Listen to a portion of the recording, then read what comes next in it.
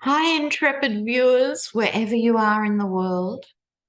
Here's Auntie Lena, and we have, of course, mountains to cover, absolute mountains to cover. So today I will be looking at a couple of the close races, Ohio and New Hampshire, but also about the eclipse season, which is upon us very soon, and what is happening in Russia. Right now, many of you have asked about, are there more documents in the Yeti's other properties? I don't think that's the question. I'm sure, wherever he is, there's a crime. So wherever he goes, there would be bits of paperwork. I think the real question is, will the FBI actually search Trump Tower, Bedminster, etc.? I don't think they're going to disinter Ivana. I think that might be a bridge too far, tempting as it might be, and revealing. However, so I want to ask, will they search his other properties? So let's have a look.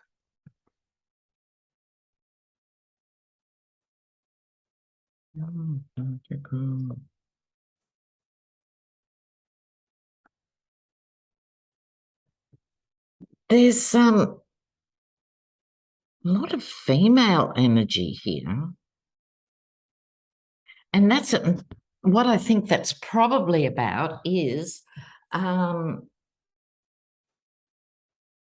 it's the women in these judicial roles, I think, having to make a decision. Anyway, Queen of Pentacles. This is about following the money in this case. She is the Queen of Pentacles. I think it could be, I'd like to think it maybe they'd raid Ivanka's house and get her out of the solarium long enough to arrest her, but I don't think that's going to happen. No. So the money trail's going to lead them into further paperwork. Here, this is justice. The Empress right next to it, who has expanding properties. She makes things bigger. So this is going to become a bigger issue. To a certain extent, I wish this was the Yeti's hands, but I don't. I think the FBI's hands are sort of tied. They're confused about how to act on this. In other words, there's fights going on.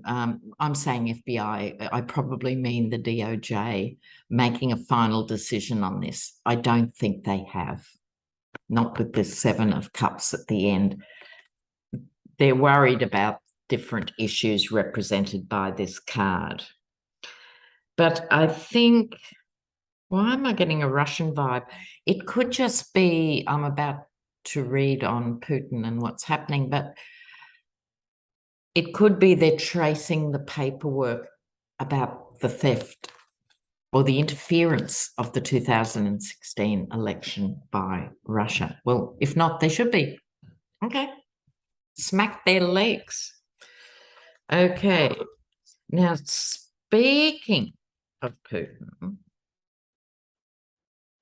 everyone is worried, is he going to use the nuclear button?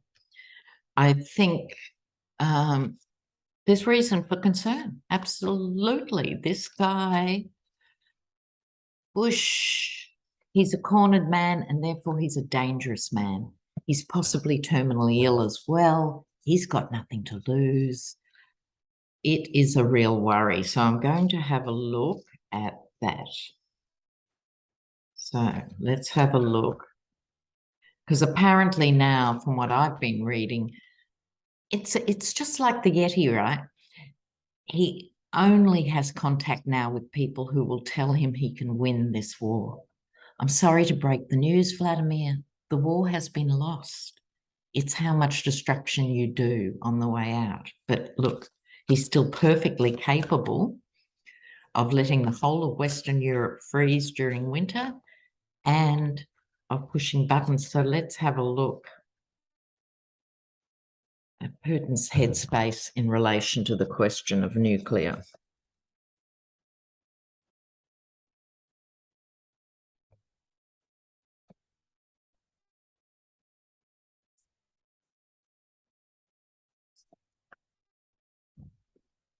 All right, now what we have here,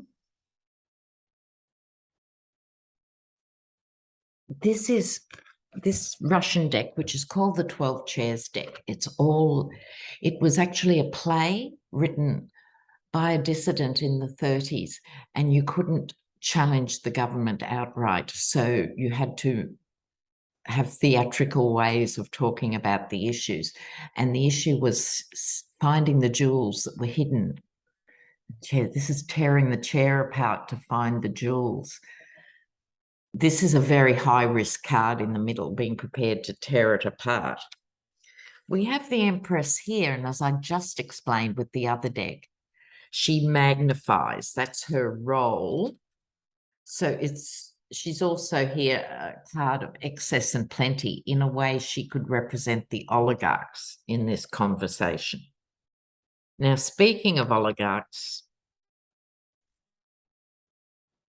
here we have a very interesting card of espionage, basically, of people meeting in a park so they couldn't be bugged, and yet there's someone eavesdropping. So I think he's got everyone bugged, plus he doesn't like what he's hearing. I think he's torn between, this is also, this other card, it's a very odd card. This is the king here, the king card, but he's dressed as a street sweeper, but he's still wearing the king's glasses.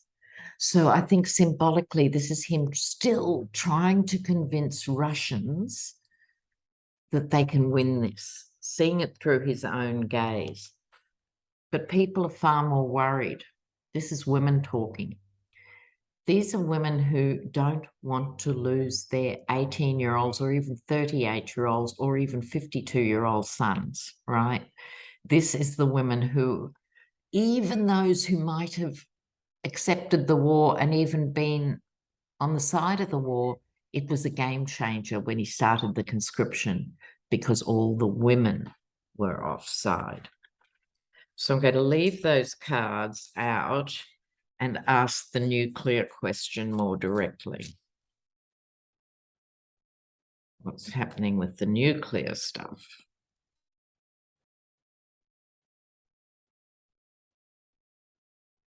Oh, that didn't fall out. Reverse, it was just me. Okay.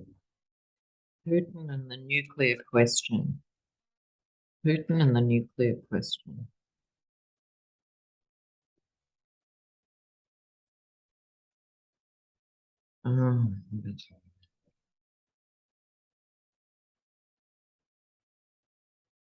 Look,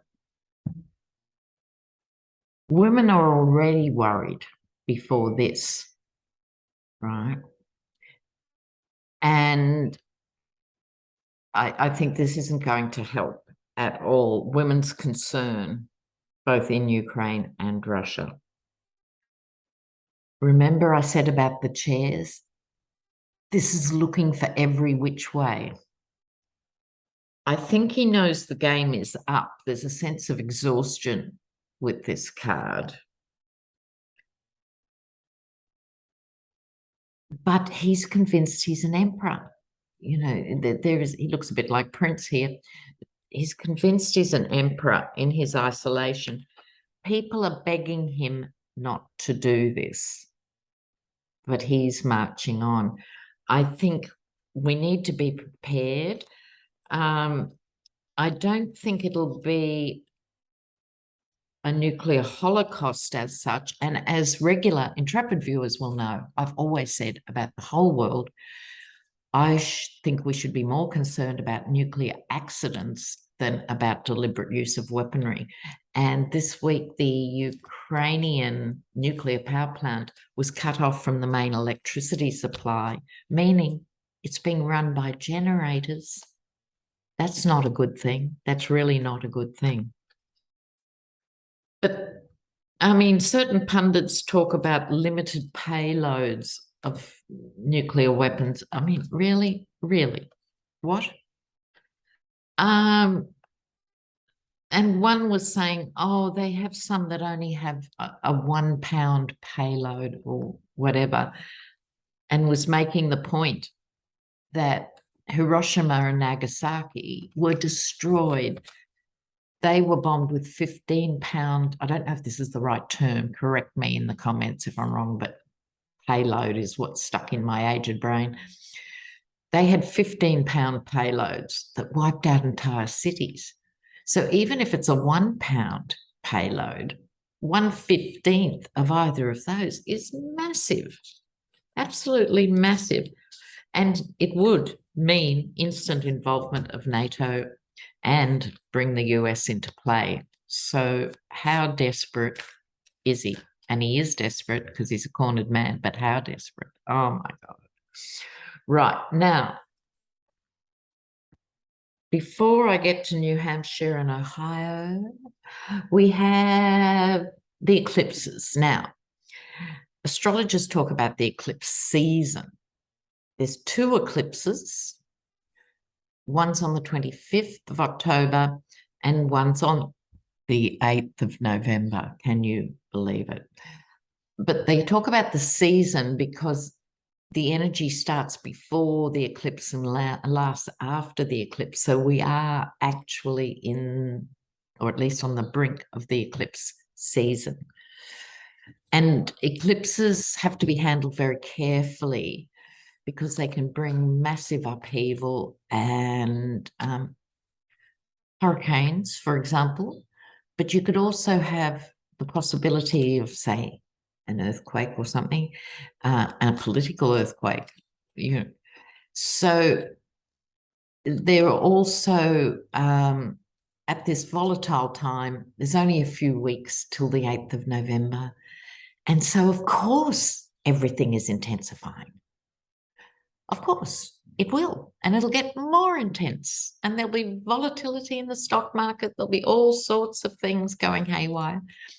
So it's really important to keep yourself anchored, keep yourself grounded. You can walk barefoot on the earth is always good for the soul. Find a place with clean grass and lie down so your whole body can relax into that earth. Let all your worries and tensions go into the earth and away from your body. Stay earth, because you've also got to stay engaged. So you've got to be at peak match fitness, guys, for the next few weeks. So let's have a look. We'll look first of all at Ohio, and that is Tim Ryan, Democrat, versus J.D. Vance, Republican. Now, the only thing I know about J.D. Vance is he thought, because this guy does have a Yale degree, he thought Trump was a cretinous imbecile, and now he's licking his boots. Don't you? I mean, like, what is wrong with this? Oh, I know. I mean, if you, I just don't understand. Anyway, so it's J.D. Vance, Republican, versus Tim Ryan, Democrat. You know, I don't think Vance is the worst of the worst. He's not one of those vicious, twisted, inadequate psychopaths like Marjorie Taylor Greene, but he can still do damage. Ohio. I'll do them separately. Who am I doing? Tim Ryan on the left. And J.D. Vance on the right.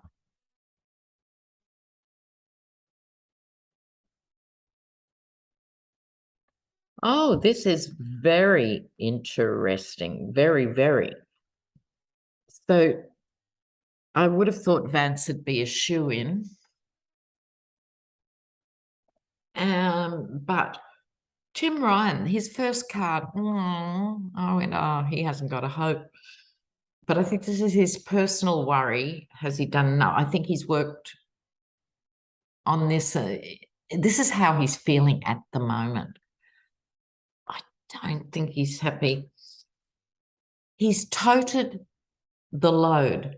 This suggests to me he's done a lot and he's still in the campaign, but he gets Wheel of Fortune, which means everything could actually change for him. And the Wheel of Fortune, now in this new deck, it's a mermaid instead of that rather weird red figure. It's a mermaid spinning the wheel up. So I think his chances that look not marvelous for him today actually nudge up. The opposite is happening with JD, what's his name? JD Vance. He's holding his cards close to his chest. Also, this suggests not spending money at the moment. So he might be holding on to money because he just thinks, I'm in Ohio and they'll vote for me, or I'll hold on to the money now and do a $1 trillion blitz in the last 2 weeks or something. There's something. He hasn't gone all out yet, which is a bit weird because it's very close. The judgment call. Now, he doesn't strike me. I could be completely wrong because I don't know much about this guy at all. He gets the judgment card. He feels he is being called to this position and he's all psyched up for it. But his outcome card is loss. So how interesting is that? This might be a cliffhanger. Let me just do one more for each of them. One more for each of them. Tim Ryan. Oh, that'd be right.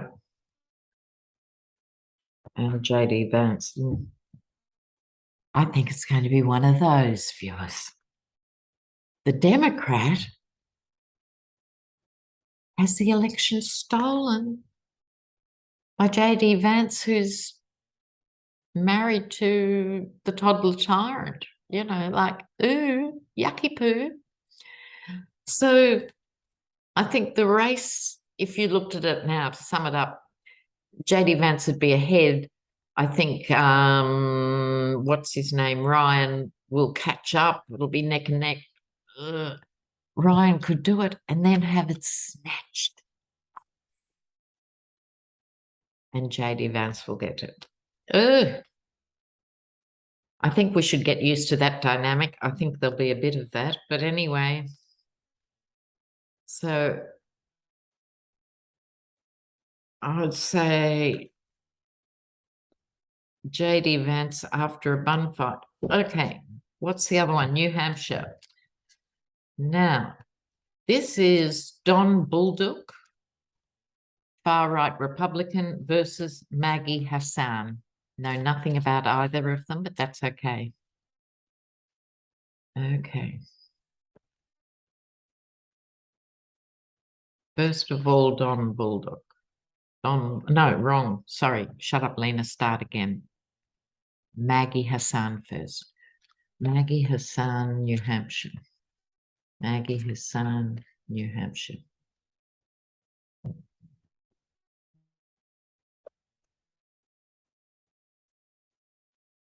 Quite liking that. I think people like her. Is that possible? Oh, any New Hampshire. This fell out for what's his face. Any New Hampshire viewers, let me know. Is she popular? Now, her opposition, Don Bolduc, gets the 9 of Pentacles. He has a secret agenda and the Judgment card. Interesting, the Judgment card. I think I'm going to now announce that the Judgment card, whenever I do any of these leading into the November elections, is going to represent the evangelicals. It's so them, really. It needn't be. In the big picture, it's certainly not. It represents us as a collective. But in the context of these mean-spirited, awful people. So His life's okay. You know, I don't know what you're worried about. What do you mean you can't feed your children? What's that got to do with me? That's right. Hidden agenda, hidden deals, hidden everything. He'll be heavily supported, and he feels he has the angel on his side. Going back to Maggie Hassan, she gets the Ace of Cups. She taps into the emotions. She's weighing up whether she's done enough to make people vote for her, but she gets a very nice King of Cups, my Biden card, outcome. So I'm more confident. I think Maggie Hassan might do it. Oh, bless. Absolute blessings. So, you know, the GOP, that thing that they always run on law and order, and yet they were quite happy to sit and watch serving police and armed guards getting battered to a pulp. You know, the hypocrisy, boundless, absolutely boundless. And if they want to live somewhere safer, they should move out of the MAGA state. Highest homicide rates are in MAGA states. So don't talk about law and order anymore, ever. Okay. Now, don't forget, always more. I'm going to put up a link to Pam Gregory, and it will be pinned in the comments section when you look at this on a computer. I don't think the comments come up on a phone or pinned comments. I'm not sure.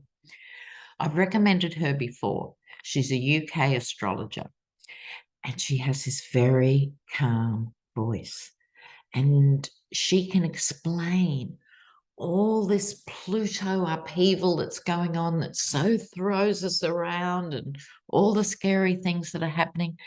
And she just calms you right down and says, it has to happen. We're in transition. It is a very big global transition. So we have to be brave and put on our big kids' pants and really look after ourselves and be there for the better future. But I'll let you know when I'm going on Dave's channel with survival strategies. Take care, guys. See you soon.